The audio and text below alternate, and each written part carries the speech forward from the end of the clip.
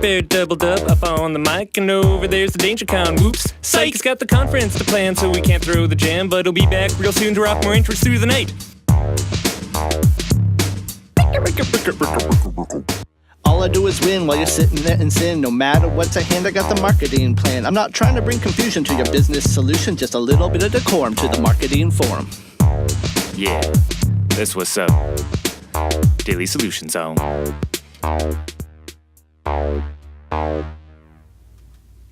All right, welcome everybody. Hello, hello, hello. And as that intro implied, we do not have an AshCon today. We're joined again by Derek Wyatt, who you may remember runs a lot of the marketing behind the scenes for Float On and a lot of our different ventures, including the conference and Float Tank Solutions as well.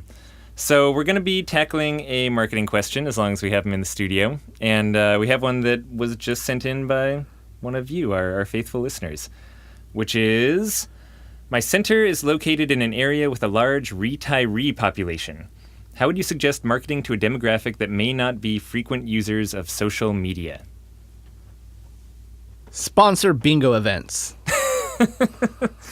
Yeah, no, that sounds perfect. Perfect. Yeah, get like float themed things that get called out or something like that. You know, like they're like salt damage. Oh yes, bingo. So I'm assuming because they said social media, we're eliminating all forms of online marketing? Yeah, and we could, extend it out from, social media is maybe the most common example of things that older people are not as in touch with. That said, I also wouldn't totally rule it out. Like, I definitely have at least one grandparent who is on Facebook. Right. So they're out there. I mean, it may be a much less of the population, but there are older people out in social media. And there are older people that aren't on the internet at all, like my mom. My mom has to wait for my sister to bring over something from the internet to her to show her physically in person. So there is that demographic too. And maybe that's what they're thinking, is perhaps the person's not active all the time. But even Facebook ads, I think, could still theoretically work. But let's eliminate online marketing altogether. How about that? Sure. Yeah, for the sake of the question. And I guess just to rewind a little bit, whenever we look at the industry report, and we've mentioned this many times before, but the top two things in there are Facebook ads specifically, so social media advertising, and even above that is word of mouth. And then everything else is kind of down below those two. So the first go-to for me when I hear a question like this is, well, if social media and online advertising in general isn't going to be as effective, what can we do to get word of mouth going? How can we get these groups of more elderly people talking about floating and recognizing too that it can be really good for their bones and sense of well-being and certainly elderly clients that we've had come in to Float On above 70 years or so have really enjoyed their time and I think get a lot of relief. So it's a great group to want to reach out to. So word of mouth in the retiree community. So knitting circles? Is that another one? Preferably, yeah. Am I doing good here? Like bingo knitting, right. Yes. If there's some kind of knitting event where they play bingo there, that we can do Float Tank sponsored cards. So, I'm going to rewind your rewind, and let's go back to Facebook ads for a second. With Facebook ad targeting, you can target people 55 and above, 65 and above. Then you're only getting shown to that population in your town, and if the messaging is on point and you can target something that they might be interested, like arthritis relief, that might be an ad you specifically run to that specific crowd, and that can take care of your Facebook side of things. So back to offline media. That was just a random idea that came to my head. So go back to why people float. Like Graham was saying a little bit earlier, and look at your current floating population that you're trying to target, the retiree community. What's something that they can all benefit from in floating? You're asking, right? Yeah. So floating. Let's just say for joint or back, pain relief. So there's a lot of things that they're already doing to try and seek refuge from that pain. They're probably on a lot of prescriptions. They're going to see their doctors. They might even see massages. So going back to word of mouth, maybe going back to the massage community and trying to build community relations there. I would also kind of challenge, is the retiree population more than 50% of this town's population? Is that, I guess maybe someplace in Florida is probably pretty heavy retiree. Sure. Yeah. How many places? It seems like there's a lot of retiree population, but 10, 20 years, that town has zero population. So I'm assuming there's other people in that town that could also benefit long-term from floating and be a longer-term clientele base too. Yeah, and I guess just for, even if it is a smaller population, the sake of trying to figure out how to actually reach that community in your town, it might just involve a little more time and patience and cleverness almost than doing a straight online advertising. I mean, Facebook is great for reaching people because you can say, here's the audience I want to reach, and literally throw money at your problem. So let's look at creating a good word of mouth experience for the retiree population. Like, for example, are your rooms easy to climb in and out of? Are they going to have a hard time getting into a tank, or are they ADA accessible? Stuff like that's kind of important to consider, because if you do get the retiree population to float with you and they have a hard time getting into your pods, that's probably not going to be good word of mouth. Yeah, and it's something that's very fundamental to what we come back with for marketing all the time too, which is if the experience isn't there, I mean, even if you're convincing people to come through the door, if you can't really accommodate people who have mobility issues and who are in pain, and unfortunately the hard part is some of the people before they go into the tank don't realize they're going to have trouble getting out of the tank at the end, and they're walking around fine, and then they relax so much inside the tank, and getting out is a little more difficult. And again, by no means am I trying to say that people above a certain age aren't able to be totally physically fit and mobile and stuff like that. It's just, it is more likely once you start hitting people over 65 that they're going to have joint pain and that they are going to have back issues. And, we do have frail human bodies. So I'm not even 40 yet, and it's hard getting off the couch. It is why personally Float On has not, although we do have elderly clients that come in and who get a lot of benefit out of it, we've never really gone for that population, almost because we're a little more worried about our own accommodations. We do have an ADA accessible room with shower, but it's still, you kind of have to still climb over a ledge. We don't have like a zero entry float tank or anything like that. So where they step down into kind of thing. Yeah. Anyway, just to say I'm right on board with you that accessibility and making it more friendly in general to that audience of an elderly demographic is, I think, very important.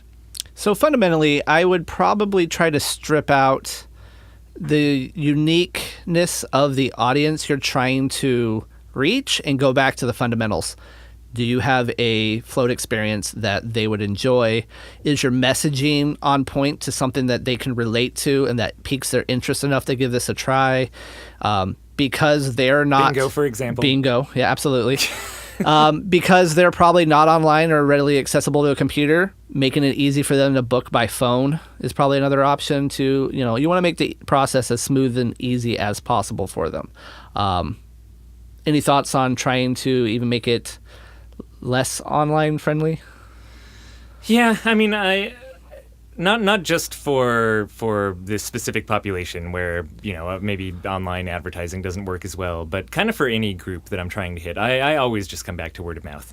Right. Where can you find larger groups of people? They can even be meetup groups for retirees. Run a discount code for people at a retirement center that's right up the road from you. They probably have a couple of hundred residents in their community, and residents of this community get 20% off, and let the word spread through there. Sure, and there's whole art clubs and walking clubs and wine tasting clubs and tons of things where you can maybe even target people who are a little more active and getting out and stuff like that. But anyway, so find a group, or if it's a town of retirees, then it shouldn't be hard to find groups where lots of them get together and figure out how you can give away free floats tactically. How are other businesses reaching these people who aren't on social media? So that's another thing. If it's truly this town isn't on social media and there's no way I can reach them otherwise, that's probably not true. Other businesses are doing just fine getting clients to come through to them.